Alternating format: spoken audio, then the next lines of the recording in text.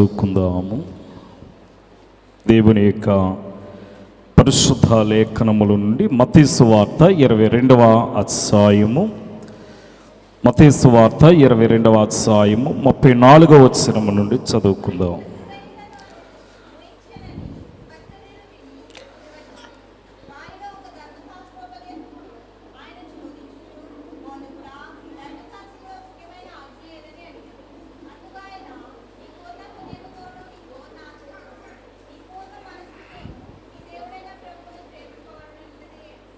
ప్రార్థన చేసుకుందాం. సకల యుగముల యందు అక్షయుడును అద్వితీయుడైన మా తండ్రి, ఈ పరిశుద్ధమైన కృపగల నామమును బట్టి వందనములు. ఈ శిలువ ధ్యాన దీక్ష కార్యములలో ప్రభా, నీ వాక్యమును మేము వివరించుకొనుచు ఉండగా వాక్య గ్రంథములో మీరుండి మాతో మాట్లాడమని మా మంచి బోధకుడైన క్రీస్తు ప్రభును బట్టి బ్రతములు ఆడుకొనుచు ఉన్నాము తండ్రి, ఆమీన్. దేవుని యొక్క మహాకృపను బట్టి ఏర్పాటు చేయబడిన ఈ మండల కాలంలో శిలువ ధ్యాన దీక్షా కార్యములలో ఉన్న మనకి శిలువనాథుడైన క్రీస్తు యొక్క విలువైన దీవెన మనకు లభించును గాక, ఆమీన్. నేటి నా యొక్క వాక్య సారాంశము ముఖ్యమైన ఆజ్ఞ అనగా, మరి సర్వలోక రక్షకుడైన యేసు క్రీస్తును వారు అడుగుతున్నటువంటి ప్రశ్నను మనం చూస్తూ ఉన్నాము. ఈ యొక్క 36వ వచనములో వారు అడిగిన ప్రశ్న, బోధకుడా, ధర్మశాస్త్రములలో ముఖ్యమైన ఆజ్ఞ ఏదని అడిగారట. ధర్మశాస్త్రములో ముఖ్యమైన ఆజ్ఞ ఏమిటి అనే విషయాన్ని మనము ప్రశ్నించుకుంటే, అనగా మనం ఏమంటాము?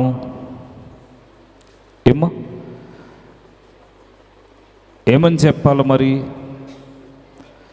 ప్రభువైన యేసు క్రీస్తు చెప్పిన మాట ఏమిటంటే, నీ పూర్ణ హృదయంతోనూ, నీ పూర్ణ ఆత్మతోనూ, నీ పూర్ణ మనస్సుతోనూ నీ దేవుడైన ప్రభువును సేవించుటయే అనే మాట మనం చూస్తూ ఉన్నాము. కనుక ఎంతమంది మరి దేవుని పూర్ణ హృదయంతో ఆరాధించేవారైనారో, సేవించేవారైనారో, ఈ రాత్రికాల సమయంలో మనము కొన్ని నిమిషములు దేవుని యొక్క వాక్యాన్ని వివరించుకుందాం. ఇక్కడ మనం గమనించినట్లయితే వారు మొదటగా ఇక్కడ మనం కొన్ని ప్రాముఖ్యమైన విషయాలు మనకి కనబడుతున్నవి. అందులో ఒక 5 మరి ప్రాముఖ్యమైన మాటలు మనకి కనబడుతూ ఉంటాయి. ఒకటి, బోధకుడా అని సంబోధించారు. రెండవది, ప్రభువును ప్రేమించుట. మూడవది, ప్రేమను గుర్చిన సత్యములు. నాలుగవది, హృదయపూర్వకంగా దేవుని ప్రేమించుట. ఐదవది, నిన్ను వలె నీ పొరుగు వారిని ప్రేమించుట. ఈ 5 విషయాలు మనము ఈ రాత్రికాల సమయంలో మనము వివరించుకుందాం.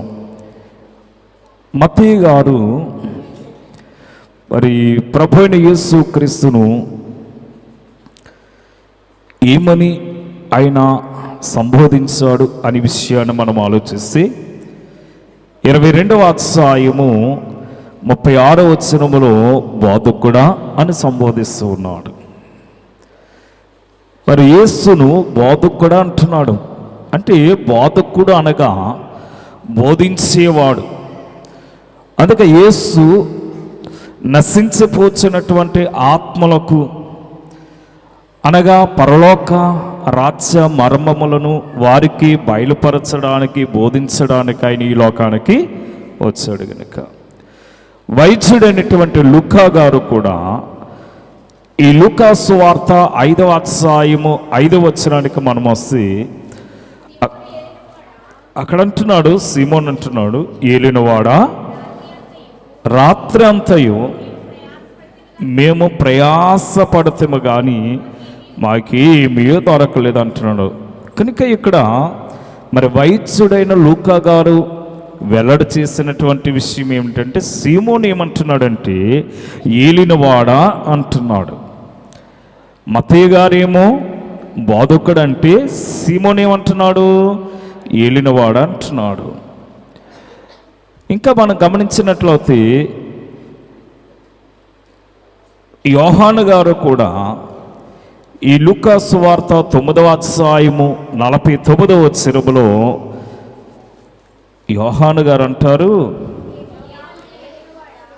యోహాను ఏలినవాడా. కనుక ఇక్కడ మరి మనం చూస్తూ ఉన్నాము, మత్తయి గారు ఏమో బోధకుడు అన్నాడు, అలాగని ఈ సీమోనేమో ఏలినవాడన్నాడు, యోహాను గారు కూడా ఏలినవాడే అంటున్నాడు. ఏలినవారు అంటే ఎవరు? మనల్ని పరిపాలించేవారు, మనల్ని పాలించేవారిని మనము ఏలినవారు అంటూ ఉంటాం. మరి ఇప్పుడు యేసుక్రీస్తు సర్వలోకమునైనా పాలించి రాజే ఉన్నాడు. అందుకే మరి ఆనాడు మరి లోకములో ఉన్న సర్వ మానవులు లేక సర్వజనులు ప్రభువాని వారు కేకలు వేస్తున్నారు. అనగా వారి యొక్క కంఠమును విప్పి వారు అరిచినట్లుగా మనం చూస్తూ ఉన్నాము. అందుకని ఈ బోధకుడా అనే మాటలో వారు అనుభవాన్ని బట్టి మాట్లాడినట్లుగా మత్తయి గారు, అలాగని లూకా గారు, అలాగని సీమోను, అలాగని యోహాను గారు వారు ఏ విధముగా సంబోధించారనే విషయం మనము చూస్తున్నాము. ఈనాడు మన బోధకుడు మనము ఏమని సంబోధించేవారమై ఉన్నాము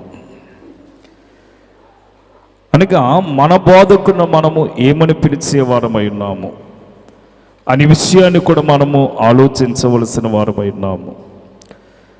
రెండవదిగా మనం గమనిస్తే ఈ మొదటి కొరింథీయులకు రాసిన పత్రిక 13వ అధ్యాయము 13వ వచనములో ప్రేమను గురించి అక్కడ మనం చూస్తూ ఉంటాము.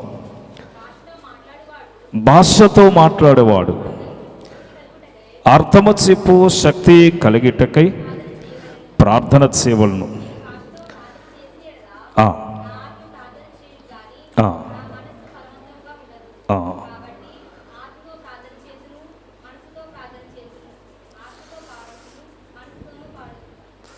మొదటి కొరింథీ 13:13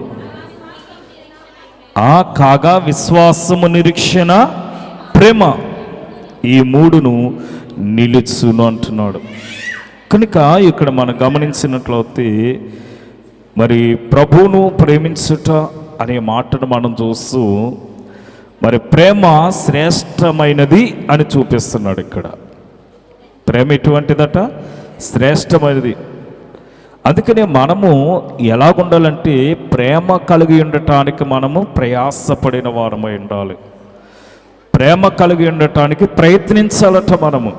ఆ 4వ అధ్యాయము, ఆ 14వ అధ్యాయం ప్రారంభ వచనములో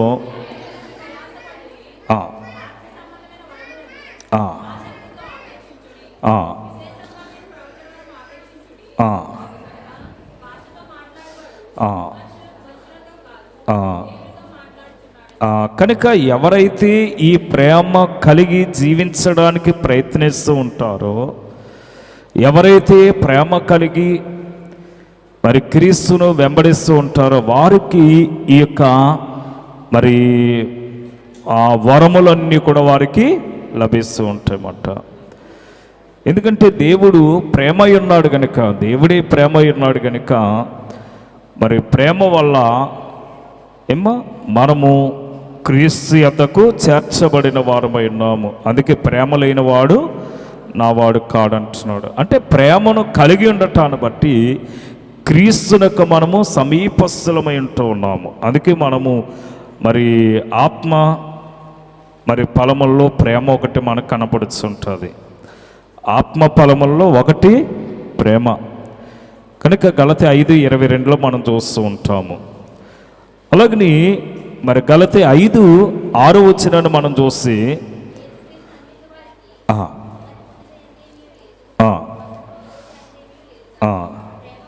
ప్రేమ వలన కార్యసాధకమగును అంటున్నాడు. ప్రేమ వలన ఆ కార్యము సాధకమవుతుంది. ఈవేళ మనము ప్రేమను కలిగి ఉండటాన్ని బట్టి మనము ప్రతిఫలాన్ని పొందుకుంటూ ఉన్నాము. ప్రేమ యందు మనము మరి స్థిరపడుట అనే మాటను కూడా మనకి మరి ఎఫెసీయులకు రాసిన పత్రికలో అపొస్తలుడైనటువంటి పౌలు ఈ 3వ అధ్యాయము 15వ వచనం నుండి మనకు చూపిస్తూ ఉంటాడు.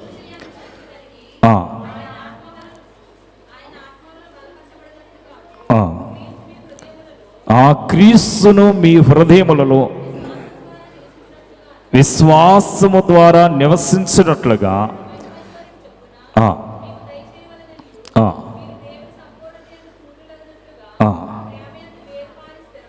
ఆ ప్రేమ యందు మనం ఏం చేయబడాలట? స్థిరపడిన వారమై ఉండాలా.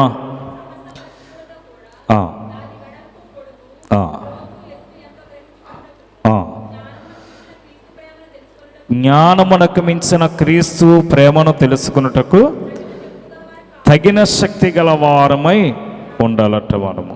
కనుక మరి ప్రేమను గ్రహించుట, మరి ప్రేమను మనము ఎరుగిండుట అనే విషయాన్ని మనం చూస్తూ ఉన్నాము. ఎంత లోతైనదో, ఎంత వెడల్పైనదో మరి ఇక ప్రేమ, దానికి మరి కొలతలు పరిమితి లేదు అనే విషయాన్ని మనం చూస్తూ ఉన్నాము. అందుకనే మనము ప్రేమ కలిగి ఉండుటకు లేక ప్రేమ కలిగి నడుచుటకు మనం ప్రయత్నం చేయాలట. మరి ప్రేమ అనేకమైన పాపములను ఏం చేస్తుంది? కప్పుపుచ్చుతూ ఉంటుంది. ప్రేమ లేదనుకోండి, ప్రేమ లేదనుకోండి వీధి ప్రక్కనున్నా సరే మనం వెళ్ళలేము. ప్రేమ ఉందనుకోండి 10 కిలోమీటర్ల దూరంలో ఉన్నా మనం వెళ్తాము. ఎందుకంటే ప్రేమ ఏం చేస్తుంది? ఆ యొక్క దూరాన్ని లేకపోతే ఆ యొక్క ప్రయాసను మరుపు చేస్తుంది. మనకు ఆ యొక్క శ్రమ అనేది తెలవలేదు. చూడండి, ప్రేమ ఉన్న చోటకు మనము వెళ్ళమనుకోండి, మనల్ని అతిగా ప్రేమించే వాళ్ళ ఇంటిని మనం దర్శించాలనుకునేటప్పుడు ఎంత ప్రయాస అయినా సరే మనం ఏం చేస్తాం? వాళ్ళ దగ్గరికి వెళ్తూ ఉంటాము. అది మనకి విరోధులు అనుకోండి, ఇంటి ప్రక్కన ఉన్నా సరే మనము వెళ్ళలేము. అందుకని ఇక్కడ మరి ప్రేమ ఏం చేస్తుందట? అందుకని ప్రేమకి ప్రయాసపడుడి అంటాడు తిమోతి గారు. 1 తిమోతికి రాసిన పత్రిక 6వ అధ్యాయం 11వ వచనాన్ని మనం చదువుకుంటే,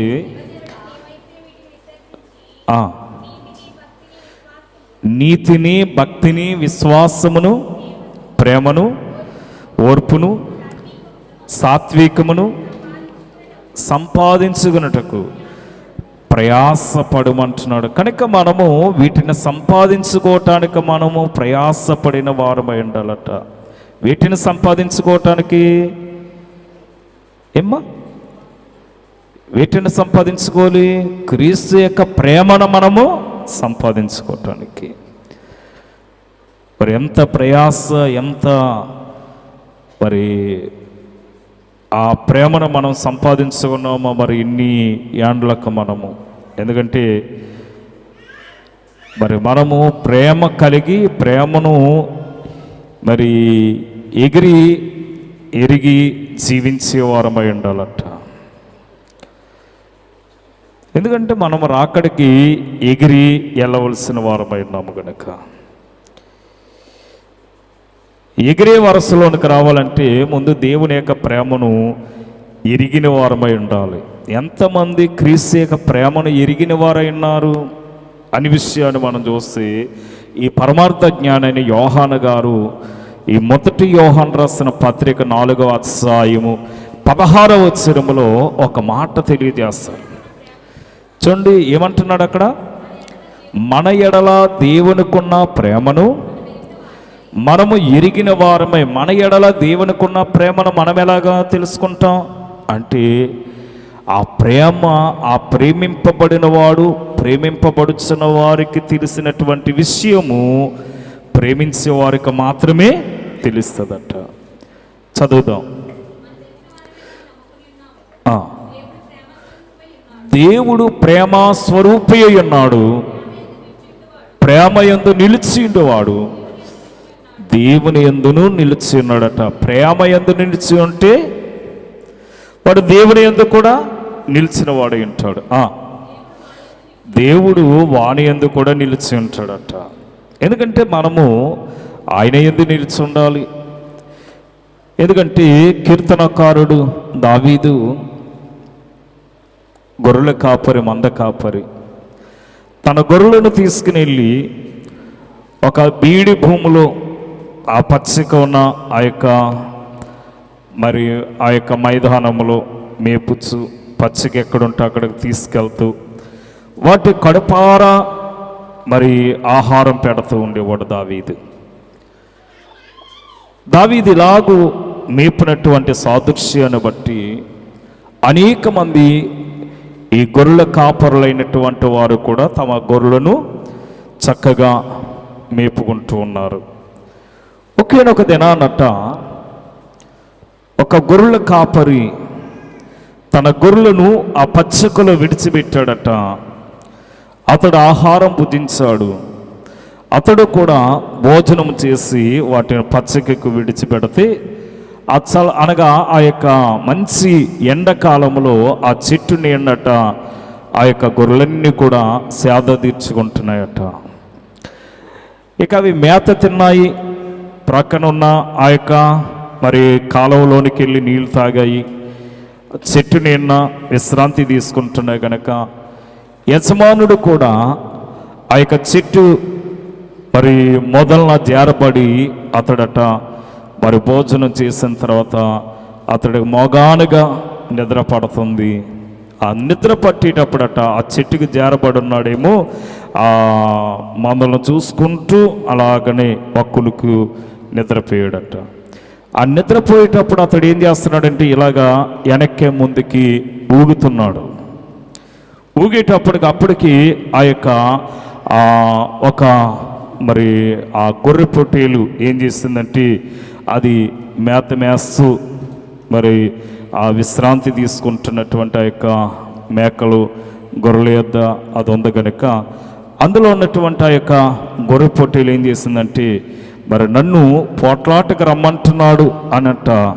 అతడు నిద్రలో మోగానుగా ఉన్నాడు, నిద్రపోతున్నాడు. కుడిపాట్లు పడుతూ ఎదరికి వెనక ఊగుతుంటే ఇదేమనుకుందంటే నన్ను పోట్లాటకి రమ్మన్నాడానికి వెంటనే వెళ్ళి ఆ యజమాని యొక్క తలని పొడిసిందట. దీనికి ప్రతిదినము మేత పెడుతున్నటువంటి యజమానుడిని, ప్రతిదినము పచ్చిక ఎక్కడుంటే అక్కడకు తోలుకెళ్తున్నటువంటి యజమానుడిని ఏం చేస్తుంది తానికి వచ్చినటువంటి ఆ కునుకుపాటును బట్టి అతడు ప్రాణాపాయములోనికి దిగజారిపోయాడు. నిజానికి అక్కడ మనం గుర్తించినట్లయితే ఈయన మెలకువగా ఉంటే ఆ పొట్టేలు రావటం చూసి ఏం చేస్తాడు, ప్రక్కకి ఉంటాడు. కానీ అతడు కూడా మోగానుగా నిద్రపోతున్నాడు గనక ఈ గొర్రె పొట్టేలు వచ్చి ఆయన్ని ఢీ కొట్టిందట. వెంటనే అతడు మేల్కొలికి వెంటనే దిగ్గున లేచాడట.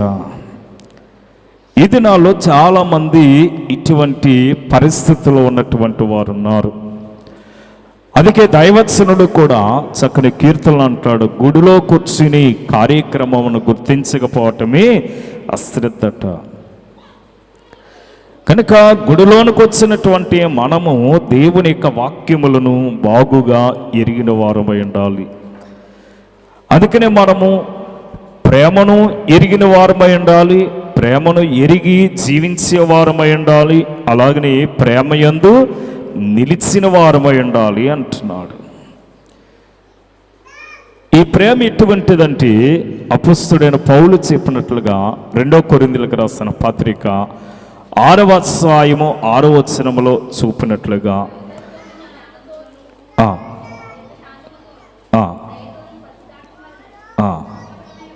నిష్కపటమైన ప్రేమతోను. కనుక మరి కలంకము లేనటువంటి ప్రేమ, డాంబికము లేనటువంటి ప్రేమ, యథార్థమైనటువంటి ప్రేమ చూపుటయందు అంటున్నాడు. కనుక మనము మరి యొక్క క్రీస్తు యొక్క మరి ప్రభువును ప్రేమించుట, మరి ప్రభువును ప్రేమించినటువంటి వారిని మనం చూస్తున్నాము. ఎవరట? మార్తా మరియమ్మ, అలాగనే వారి సహోదరుడైన లాజరు. వారు యేసును మికటముగా ప్రేమించినటువంటి కుటుంబము, యేసును ప్రేమించినటువంటి కుటుంబము. యేసు ఆ గ్రామానికి వచ్చేటప్పుడట ఆ ఇంటిని దర్శించకుండా ఆయన వెళ్ళేవాడు కాడట. ఈవేళ మనము క్రీస్తును ప్రేమిస్తూ ఉన్నామా?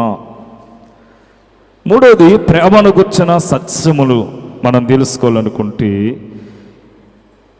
ఈ 2వ తెస్సలోనికి రాసిన పత్రికలో అపుస్తుడైనటువంటి పౌలు 3వ అధ్యాయము 5వ వచనములో మాట్లాడుతూ అక్కడ అంటున్నాడు, దేవుని అందలి ప్రేమయు క్రీస్తు చూపినటువంటి ఓర్పును మీకు కలిగినట్లు ప్రభు మీ హృదయములను ప్రేరేపించును గాక అంటున్నాడు. కనుక మరి దేవుని అందలి ప్రేమ మనము కలిగి ఉండటానికి దేవుడే మనకి ప్రేరేపణ కలగచేవాడై ఉండాలట. దేవుడే మనకి ప్రేరణ కలగచే.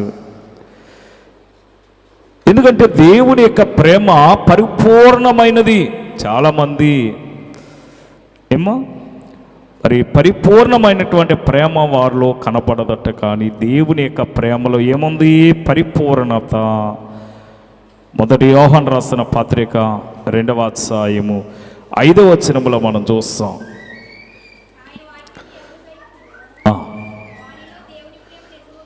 చూడండి, ఎవరైతే దేవుని యొక్క వాక్యమును వింటారో, ఎవరైతే దేవుని యొక్క వాక్యానుసారముగా జీవిస్తూ ఉంటారో, ఎవరైతే వాక్యమును తమ హృదయములో ప్రతిష్ఠించుకుంటారో వారిలోనట దేవుని ప్రేమ నిజముగా పరిపూర్ణమవుతుందట. ఈవేళ మనము దేవుని యొక్క ప్రేమను మనం కలిగి ఉండటానికి మనం ఏం చేయాలి? ప్రయాసపడిన వారమై ఉండాలి. అనగా దేవుని ప్రేమ మనలో ఎలాగుండాలట? కుమ్మరించబడాలట. మనం అంటాము, కొంచెం వర్షం ఎక్కువగా కురిసినదనుకోండి, ఏమంటారు? కొండపోత వర్షము వచ్చేస్తుంది అంటాం. అలాగే అపొస్తలుడైనటువంటి పౌలు గారు రోమా సంఘముతో మాట్లాడుతూ 5వ అధ్యాయం 5వ వచనములో ఒక మాట మనకు తెలియజేస్తాడు. అక్కడ చూడండి, దేవుని యందు మనకున్నటువంటి ప్రేమను బట్టి ఆ నిరీక్షణ మనల్ని సిగ్గుపరచదు.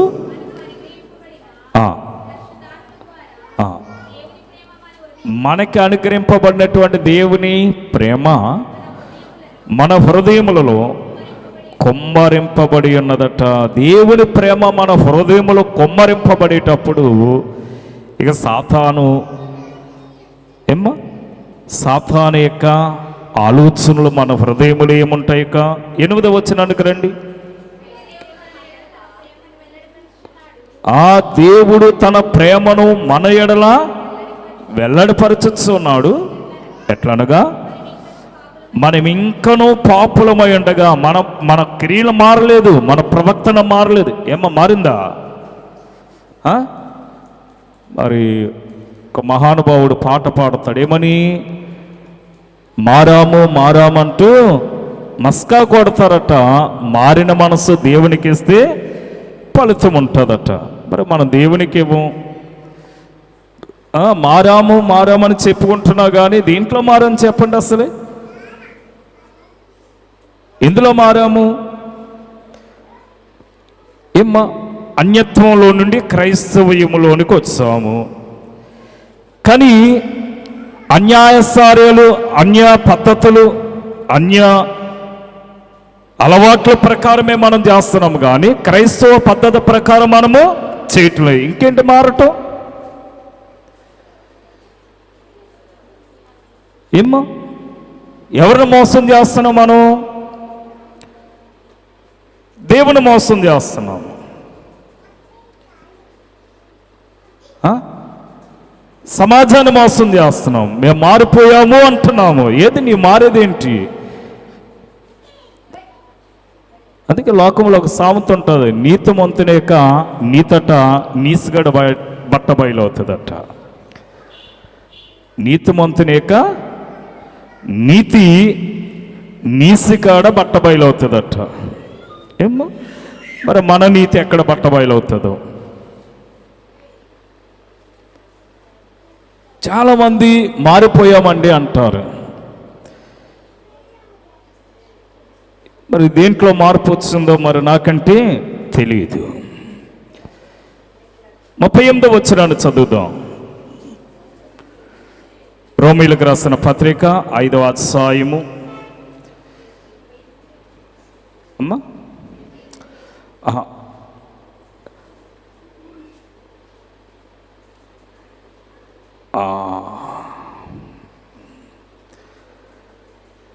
ఒకసారి కీర్తనల గ్రంథము 31:23 వచనం.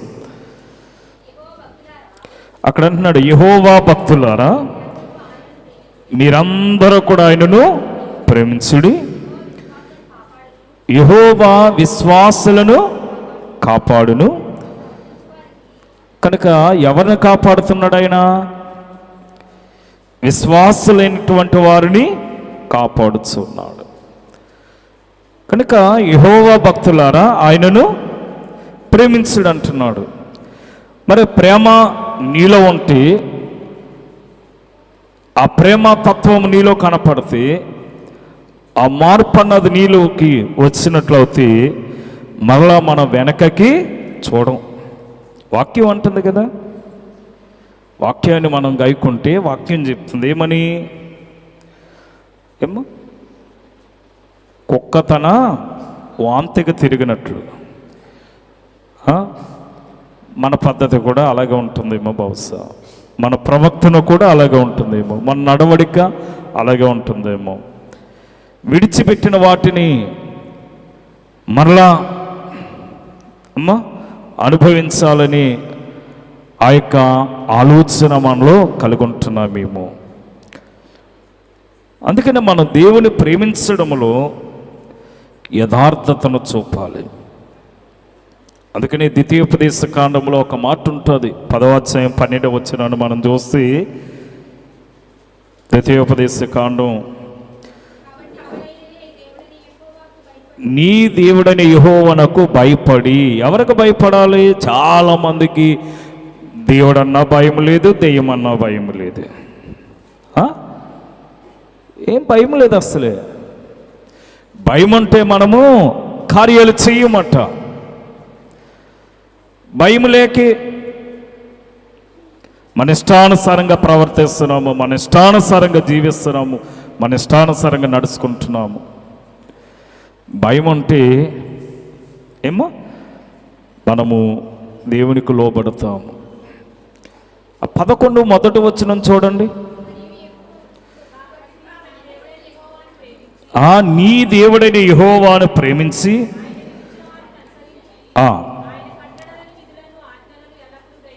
ఆయన కట్టడలు విధులను ఎల్లప్పుడూ, కానీ మనకు అప్పుడప్పుడే గైకుంటాం మనం. ఎందుకంటే ఒక్కొక్క సమయం వస్తుంది, అప్పుడు అన్ని పక్కన పెట్టేస్తాం మనం. ఏమో చాలా భయంకరమైనటువంటి దుష్టత ఏమిటంటే మీరు ఏమనుకున్నా పర్వాలేదు, బాప్తిసం తీసుకునేటప్పుడు మన నొసటి మీద సిలువ ముద్ర వేయబడుతుంది. బాప్తిసం తీసుకునేటప్పుడు మన నొసటి మీద సిలువ ముద్ర వేయబడుతుంది. దానిపైన మనం ఎన్ని పోతలు పెట్టినా ఏమో అవన్నీ కూడా సాతానికి చెందుతాయి. మరి ఇక్కడ మనము ఆ యొక్క ఎప్పుడైతే ఆ యొక్క క్రియల ప్రకారం మనం చేస్తామో, దేవుడైన యెహోవాని ఎప్పుడైతే మనం ప్రేమిస్తామో, ఆ ద్వితీయోపదేశ కాండము 6వ అధ్యాయము 5వ వచనములో చెప్పినట్లుగా చూడండి, నీ పూర్ణ హృదయముతో, నీ పూర్ణాత్మతో, నీ పూర్ణ శక్తితో నీ దేవుడైన యెహోవాను ప్రేమింపవలను. నీ పూర్ణ హృదయంతో ప్రేమించినప్పుడు ఇవెందుకు గుర్తొస్తాయి నీకు? నీ పూర్ణ హృదయంతో నీవు ఆరాధించేటప్పుడు వ్యర్థమైన వాటిని ఆరాధించాలని ఎందుకు నీకు కలుగుతుంది? వాక్యంలో ఒక మాట ఉంది, 10 ఆజ్ఞలో ఒక ఆజ్ఞ, భూమి అందే కానీ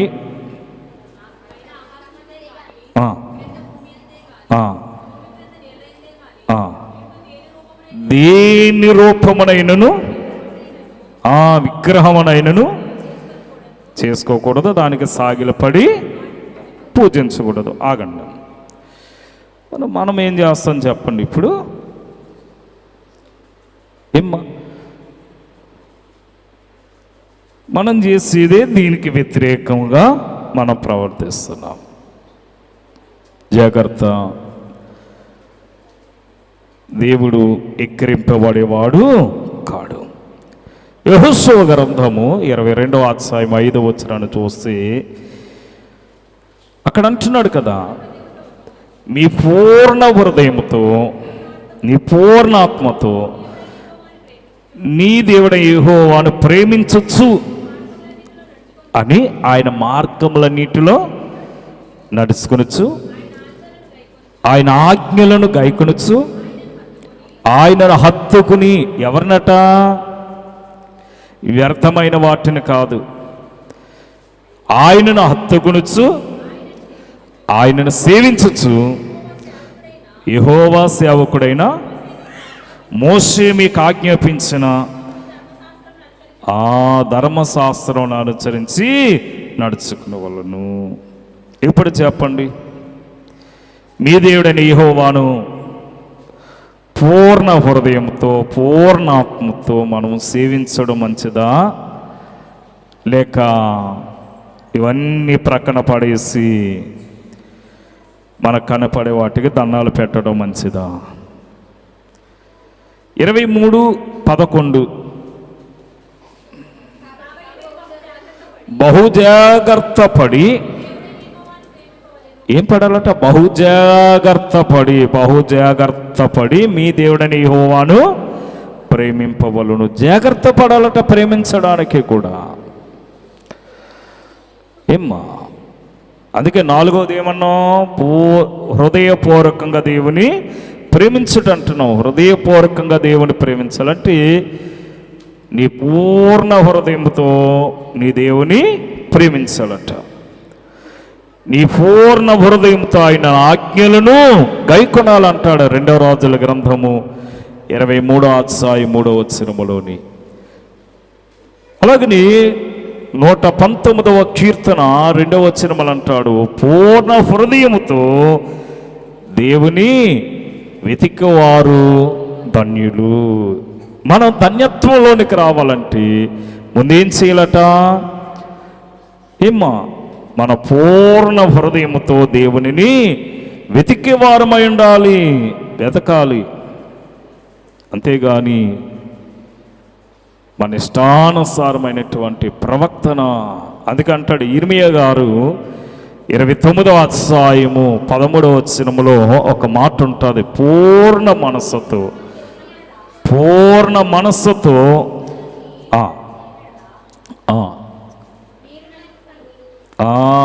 పూర్ణ మనస్సుతో నన్ను విచారణ చేసిన ఎడల మీరు నన్ను కనుగొందురు అంటున్నాడు. అంటే దేవుని కనుగొనాలంటే, దేవుని చూడాలంటే, దేవుని చూడాలనే తపన మనం కలిగి ఉండాలంటే ముందు ఏం చేయాలట? పూర్ణ హృదయంతో ఆయనను విచారించేవారమై ఉండాలి. మరి ఎంతమంది కలిగి ఉంటున్నారంటే అసలు ఇందులో మనం జీరో మాట అండి. ఇందులో ఎంతమంది అంటే ఇందులో చాలామంది మనము విచారించడము అంటే పరిశోధించడము ఇవన్నీ కూడా మనకు అనవసరం అనుకుంటున్నాం. మనము బహుశా ఇంతకాలం మనము క్రైస్తవులుగా జీవించి క్రీస్తు యొక్క రాకడకు మనం ఎత్తబడకపోతే సాతాను ఏం చేస్తుందట? హేళన చేస్తుందట మనల్ని చూసి. ఎంత బడాయి భక్తి చేసావు, ప్రతి ఆదివారం గుడికి బైబిల్ పట్టుకుని వెళ్తూ ఉండేదాను, నువ్వు ఆగిపోయావా అని మనల్ని ఏం చేస్తుందట? హేళన చేస్తుందట. మరి మనము దాని హేళనకి మనము అవకాశం ఇచ్చేవారమై ఉండాలా, లేకపోతే మన భక్తిని మనం కాపాడుకుంటూ దైవ సాన్నిధ్యములో ఉండి దేవుని సన్నిధికి చేరేవారమై ఉండాలో మనకు మనమే పరీక్షించుకోవాలి. ఎందుకంటే ఎవరి భక్తి వాళ్ళని కాపాడుతుందన్నారు. ఎవరి భక్తి వారిది. ఈవేళ మనము ఐదవదిగా మనం చూస్తే నిన్ను వాళ్ళు నీ పొరుగు వాడిని ప్రేమించన్నది. నీ భక్తిని నీవు అంటే నీవు ప్రేమ కలుగుంటే నీవు ఎత్తబడతావు, అంతే కదా. మనం సువార్త పాఠంలో చదువుకుంటాం, ఇద్దరు తిరగలు విసురుతూ ఉంటే ఒకరు ఎత్తబడుతున్నారట, ఒకరు విడిచిపెట్టబడుతున్నారు. ఇద్దరు పొలములు దున్నుచు ఉంటే ఒకరు ఎత్తబడతారు, ఒకరు మిగిలిపోతారట. మరి మిగిలిపోయే వరుసలో మనం ఉండకూడదు, ఎత్తబడే వరుసలో ఉండాలంటే ఏం చేయాలట? మనము కూడా ప్రేమతత్వమును కలిగి మనం జీవించాలి. కక్షలు స్వార్థాలను విడిచిపెట్టాలి. మనము ఒకరి యెడల ఒకరు ప్రేమ కలిగి జీవించడానికి ప్రయాసపడాలంటాడు యోహాను గారు. యోహాను సువార్త 13వ అధ్యాయము 35వ వచనములో చూడండి, అక్కడ అంటున్నాడు, ఒకని ఎడల ఒకడు ప్రేమ గలవారైన ఎడల దీనిని బట్టి మీరు నా శిష్యులని అందరికీ తెలుపబడుతుంది అంటున్నాడు. దీనిని బట్టి మీరు నా శిష్యులని తెలవటానికి మీలో ఏముండాలట? ప్రేమ ఉండాలి, ప్రేమ ఉండాలి. ఈవేళ ప్రార్థనకి రావాలని ప్రేమ మనం కలిగి ఉండాలి, ప్రార్థనకి వెళ్ళాలి అన్న ఆలోచన మనం కలిగి ఉండేటప్పుడు దేవాలయానికి మనం పరిగెత్తుకుంటూ వస్తాము. రోమీలకు రాసిన పత్రిక 12వ అధ్యాయం 10వ వచనములో అపొస్తలుడైన పౌలు అంటాడు, ఆ సహోదరుల ప్రేమ విషయములో ఒకని యందు ఒకడు అనురాగము గలవారై ఒకరినొకడు గొప్పగా ఎంచుకోవాలట, ఒక్కడికి మించి ఒకడు గొప్పగా పొగడాలట. మనం ఎవరైనా ఫలానా వారు ఎటువంటి వారు ఏమిటని అడిగేటప్పుడట మన వాళ్ళని ఎలాగుండాలంటే వాళ్ళని పొగిడే విధముగా ఉండాలి, వాళ్ళని పొగడాలి. అంతేగాని వాళ్ళు ఉన్న లోపాలని మనం చూడకూడదు. అలాగైతే దేవుడు మనలో ఉన్న లోపాలను చూస్తే మనము నీతిమంతుల వరసలోనికి రాలేము. అంటే నీతిమంతులమే కాదు, అసలే మన పాపాల విషయంలో, మన అతిక్రమ విషయంలో, మనం దేవుని కృప విషయంలో ఆయన మన పాపములను మన అతిక్రమములను ఆయన ఏం చేశాడు? తుడిచివేసి ఆయన ప్రేమను మనకి అనుగ్రహించాడు కనుక. అందుకని ఒకరి ఎడల ఒకరు ఏం కలిగి ఉండాలట? ప్రేమ కలిగి ఉండాలట. అలాగే ఒకరినొకరు ప్రేమించుకుంటూ ఉండాలట. యోహాను 15లో మనం చదువుకుంటాం 12వ వచనములో. చూడండి, అక్కడ యేసు ప్రభు తన శిష్యులను ప్రేమించిన విధముగా యేసు అంటున్నాడు, నేను మిమ్మల్ని ప్రేమించిన విధముగా మీరు కూడా ఒకరినొకడు ప్రేమించుకునవలను అంటున్నాడు. కనుక ఈ క్రీస్తు లోకమును ప్రేమించాడు కనుక లోకములో నీవు నేను కూడా లోకములో ఉన్నాము. ఆయన నిన్ను నన్ను కూడా ఆయన ప్రేమిస్తూ ఉన్నాడు కనుక మనము కూడా ప్రేమ కలిగి జీవించడానికి ప్రయాసపడవలసిన వారమై ఉన్నాము. అయితే ఆయన మనుషులందరి ఎడల ప్రేమ కలిగి ఉన్నాడు. ఒకరి ఎడల కాదు, అందరి ఎడల. మొదటి తెస్సలోనికి రాసిన పత్రికలో చూపిస్తాడు. అక్కడ 3వ అధ్యాయము 12వ వచనానికి వస్తే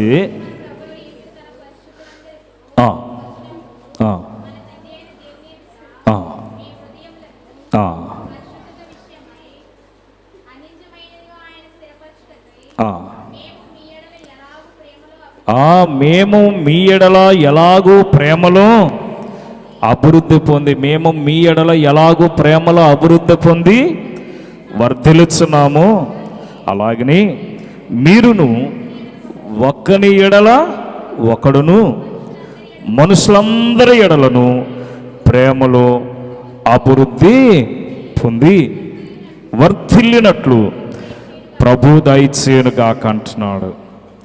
మరి మనం మనుషులందరి ఎడల ప్రేమ కలిగి ఉండటానికి మనం ఏం చేయాలి? ప్రయత్నం చేయాలి.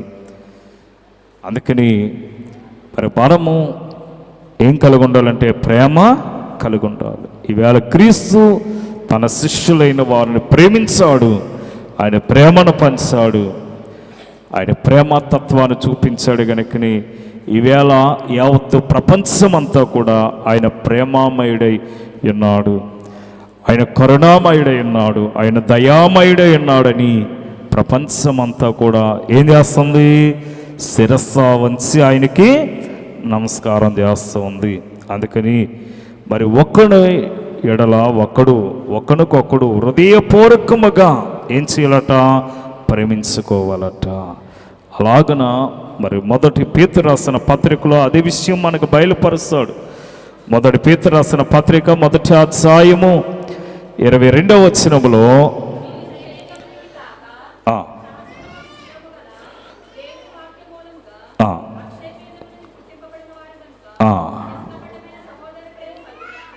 కనుక ఇందులో కలంకము లేనటువంటి ప్రేమ కలిగి ఉండినట్లు మీరు సత్యమునకు విధేయులగుట చేత మన మనసులను పరిశుద్ధపరచుకునే వారమై ఉండాలట. అంటే కలంకము లేనటువంటిదిగా ఉండాలి. తర్వాత ఒకరినొకరు ప్రేమింపబద్ధులమై ఉండాలి.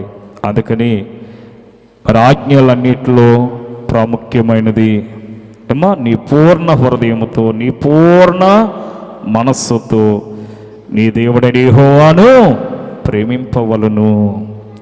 ఈవేళ ఎంతమంది దేవుని యొక్క ఆజ్ఞలను పాటించేవారై ఉన్నారు? కనుక మనమే మన మనస్సాక్షిని మనం పరీక్షించుకుందాము. మరి ఒకవేళ మనలో ప్రేమ లేకపోతే దేవుని ప్రేమ, దేవుడు తన కుమారుడైన యేసుక్రీస్తు లోకానికి వచ్చి ఆయన పంచిన ప్రేమను ఒక్కసారి మనం తలంచుకుంటూ ఆ ప్రేమను ఒక్కసారి మనము అనుభవించే ధన్యత దేవుడు మనకి అనుగ్రహించును కాక. ఆమేన్. మహోన్నతుడును సర్వోన్నతుడైన మా తండ్రి, ప్రభా ఇదిగో ఆజ్ఞలలో ప్రభా ప్రాముఖ్యమైనది ప్రభా ఇదిగో నీ పూర్ణ మనస్సుతో నాయనా నిన్ను సేవించడానికి, గణపరచడానికి మంచి మనస్సు, మంచి ప్రభా మనసాక్షి మాకు అనుగ్రహించి మమ్మల్ని మేము దిద్దుకుని ప్రభా నీ ప్రేమను ఆయన పొందుకుని ప్రభా నిన్ను సేవించే గొప్ప ధన్యత, దీవెన మాకెల్లరికూ అనుగ్రహించమని యేసు నామములో వేడుకొనుచున్నాము తండ్రి. ఆమేన్. మరణాత్.